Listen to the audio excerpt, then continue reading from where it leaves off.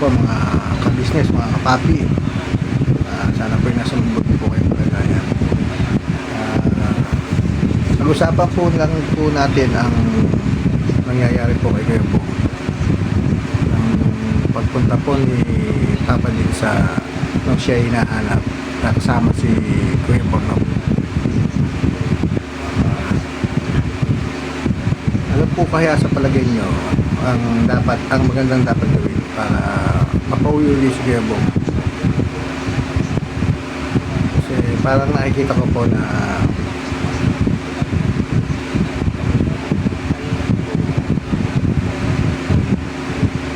mahirap talagang magbigay ng dokumento sa nangyayari kay Kuya Bong. Kasi parang lahat ng paraan yung ginawa nila Kuya Business para siya ay mapaganda. Pero ang isang ano ko na rin po para mapabalik siya, para gusto ano kaya kung takutin din na Kuya Business si Kuya Bong. Yung takot lang ba yung hindi naman tototohanin na makukulong, yung mga tatakutin lang na babaran kayo ulit, gano'n. O kaya may dumating na sulat na kailangan makabalik si Kuya Bong sa family ka business, kasi kung hindi babalik dadamputin siya ng barangay. Parang ganun po sana maging ano kay Kuya Bong para matakot ulit siya na para siya hindi na. Kasi tingin ko parang takot si Kuya Bong sa ganun ganung pamamaraan. Wag lang po nila sasabihin na kunwari lang, kasi baka may mga palaod na ganun masabi kay Kuya Bong. Kasi kung hindi natin gagawin yun, nakaawa naman po si Kuya Bong. Kasi pag siya pinabayaan ng ganyan, yung mga comment nga po na pabayaan daw na yung ang hobby Kuya Bong, ay huwag naman po ganun. Kasi kakaawa naman po yung tao. Alam po natin na ang pupuntahan niya niya hindi makapaganda, mapapasama po. Yan po ang aking ningin dyan. Kasi marami na rin po akong experience na ganyan sa mga nakakilala ko na pinabayaan ng pamilya sa nalulong, yun, nagkasakit, diba? Huwag po natin lalo yan kaya kung wala mong nagmamalasakit dyan tuloy yung ka-business family. Ang gagawin dyan ay sila kuya lang. Kasi sa katulad nga nung mga kakilala ko, may mga pamilya nga sila so, diba, pinabayaan sila. Kaya ang mapapayo ko dyan, takutin na lang po ulit para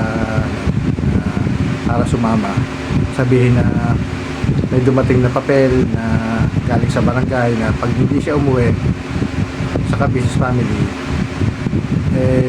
dadaputin siya, gano'n, para matakot para umuwi. Kasi kung sa akin lang po kung mga kasi hindi natin kasi anong utang na Kuya Bong kaiba-iba yan yun lang po ang sa akin, yun lang po ang aking ang nakikita kong solusyon. Sa akin lang po yun sa akin lang po. Pero wag po yung nababasa natin comment na pabayaan na lang kasi yun lang having Kuya Bong. Huwag naman po, kakaawa naman po yung tao.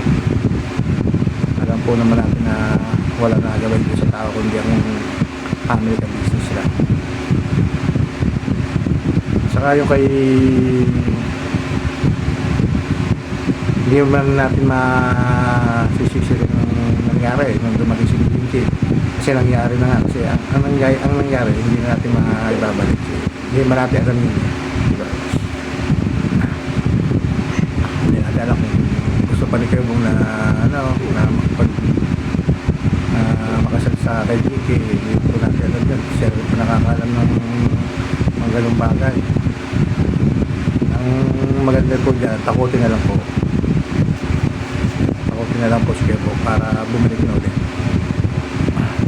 Marami pa akong comment na babasa na hindi maganda kasi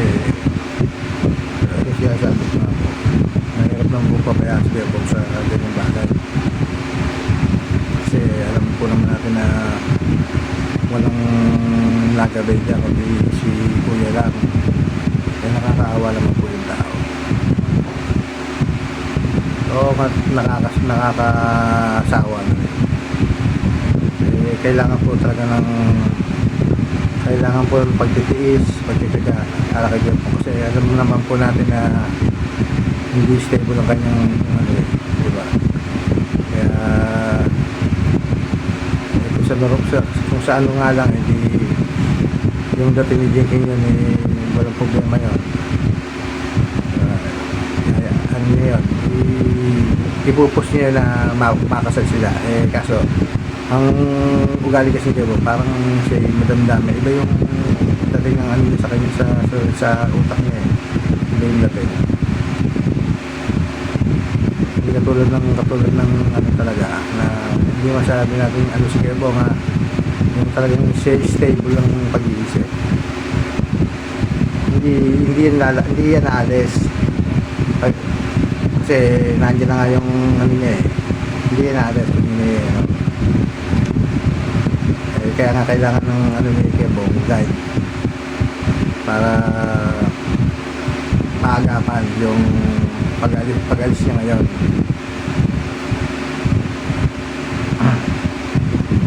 Hindi ko alam kung mahirap talagang magbigay ng ano na talagang ayun na lang pong naisip kong solusyon. Punta ko ulit siya para bumalik siya sa Kapis family. Kasi pag yun ay pinabayaan nyo, dala-diretso na naman po ang inom. Kaya payat na ho ilang araw lang payat na napakadungas na. Lalo pag pinatagal pa ho yung isang buwan, baka hindi na kaya yan bumalik na naman sa dati. Pero ito na sa masasabi ko, Kuya Bong, bumalik ka na sa Kabilis family kasi ikaw din ang nakakawa. Wala naman ibang magmamalasakit sa'yo kundi ang pamilyang yan. Makinig ka sa kanila, huwag mong pairalin yung katigas ng ulo mo. Alam mo na dati na pagpupustahan ka bago ginawa mo pa rin yan. Sana bumalik ka sa Kabilis family para umayos ka na ulit. Ikaw din ang mapariwara niyan sa ginagawa mo yan. Sisira ang katawan mo, ang buhay mo. Baka niya nayayaan ka naman sa mga bisyong hindi maganda. Iwasan mo yan. Hindi makakabuti sa kalusugan mo, pati sa utak mo. Lalo kang maano yung utak mo, sisira.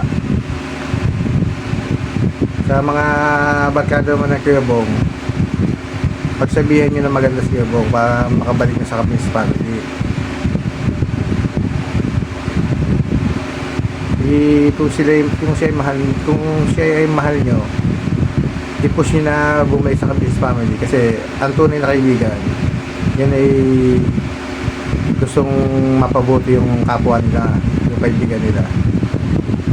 Sana naman i-push nyo na bumalik si Kuya Bong sa Kabilis family para naman hindi naman siya kakawa. Nakita nyo naman po yung kalagayan ni Kuya Bong, halos wala ng pamilya yan, wala na mag-iintindi kundi ang Kabilis family. Sana naman po yung nawahan nyo naman po yung kalagayan ng Kabilis family. Hindi naman din sa inyo na minahal talaga ng Kabilis family yan. Hindi naman sa views lang o sa naman talagang tunay na minahal ng Kabilis family yan. Sana sa mga aplikado Kuya Bong, push nyo na bumalik po siya sa Kabilis family. Kuya Bong, bigay ka na para naman hindi ka naman